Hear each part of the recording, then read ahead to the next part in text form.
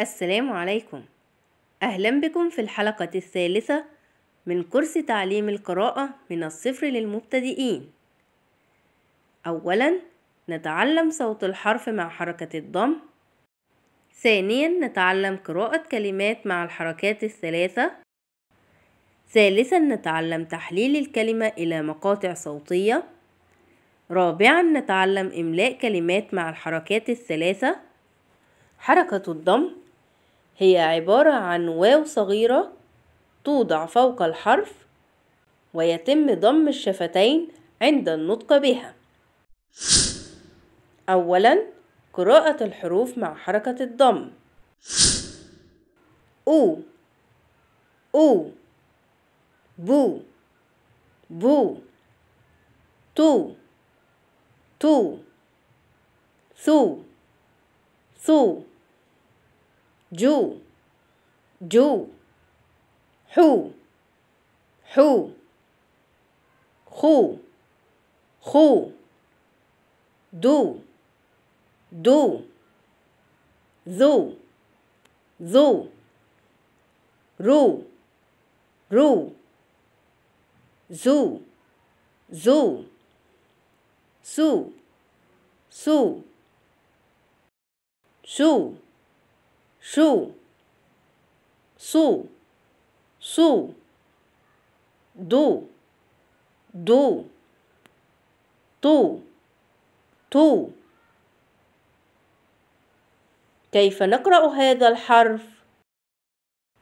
جو. كيف نقرأ هذا الحرف؟ دو. كيف نقرأ هذا الحرف؟ سو. أين هو حرف أو؟ أو. أين هو حرف دو؟ دو. أين هو حرف ذو؟ ذو. نقرأ باقي الحروف مع حركة الضم: ذو ذو، عو عو، غو غو، فو فو، قو قو، كو كو، لو لو، مو مو، نو نو، هو هو، وو وو، يو يو. كيف نقرأ هذا الحرف؟ قو. كيف نقرأ هذا الحرف؟ عو. كيف نقرأ هذا الحرف؟ هو. أين هو حرف ذو؟ ذو. أين هو حرف لو؟ لو. أين هو حرف فو؟ فو. بعد إتقان حفظ الحروف مع حركة الضم نبدأ قراءة كلمات ثلاثية مع الحركات الثلاثة. كيف نقرأ هذه الكلمة؟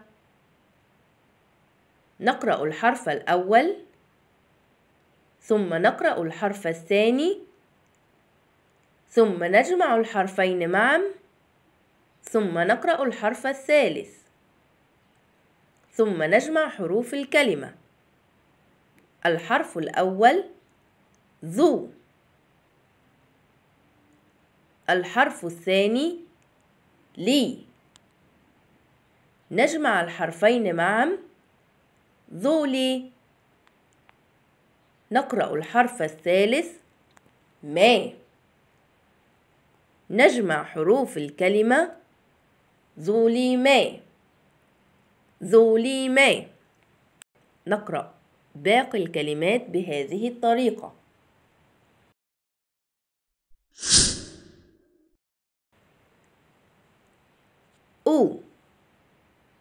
زي أوذي نا أذن أذن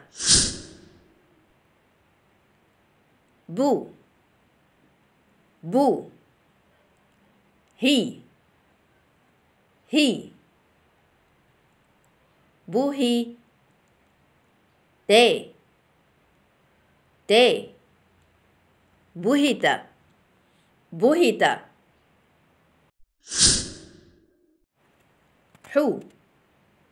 حو مي حومي دي حمد خو لي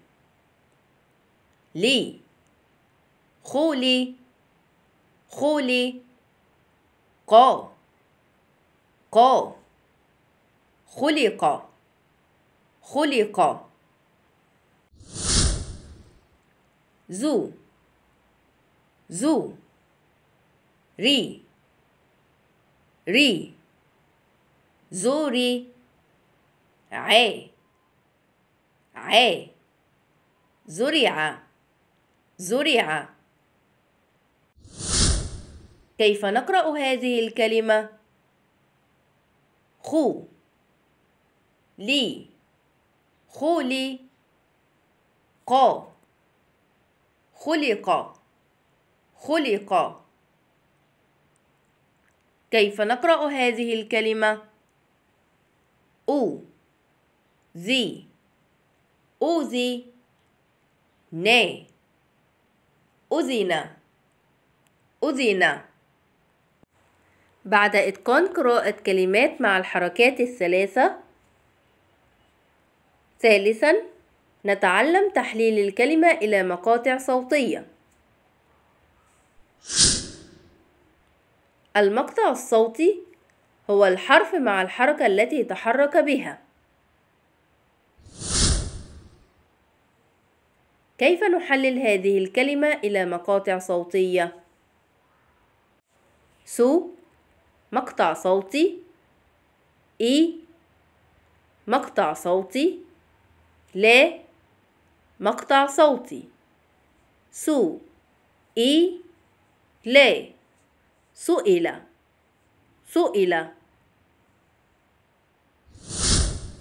كيف نحلل هذه الكلمة إلى مقاطع صوتية؟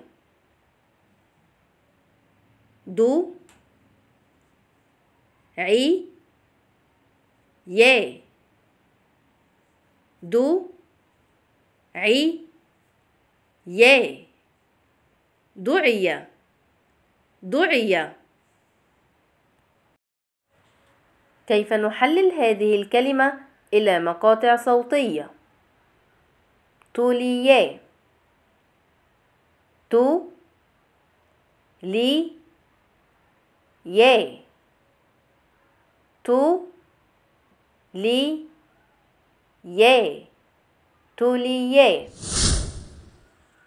بعد إتقان مرحلة تحليل الكلمة إلى مقاطع صوتية، رابعاً نتعلم إملاء كلمات مع الحركات الثلاثة.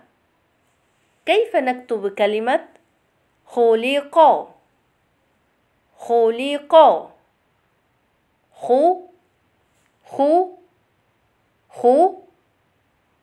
خولي لي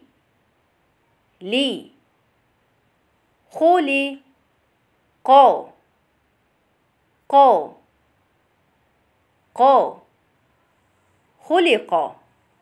خلق. كيف نكتب كلمة أذن؟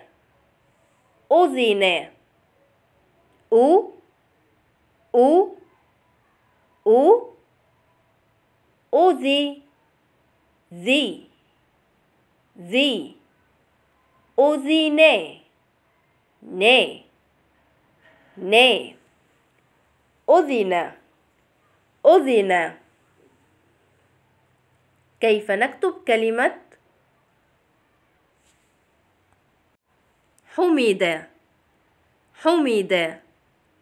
حو حو حو حومي مي مي حومي دا دا حمد حمد.